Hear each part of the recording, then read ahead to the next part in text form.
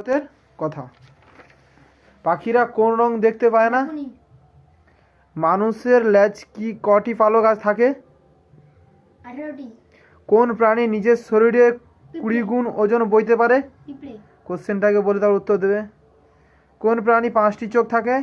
মৌমাছি। সবচেয়ে বড় জলচর প্রাণীর নাম কি?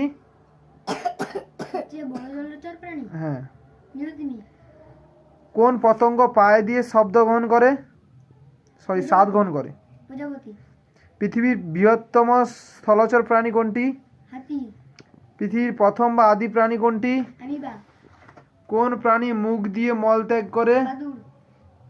কোন কোন প্রাণী চোখের পাতা নেই?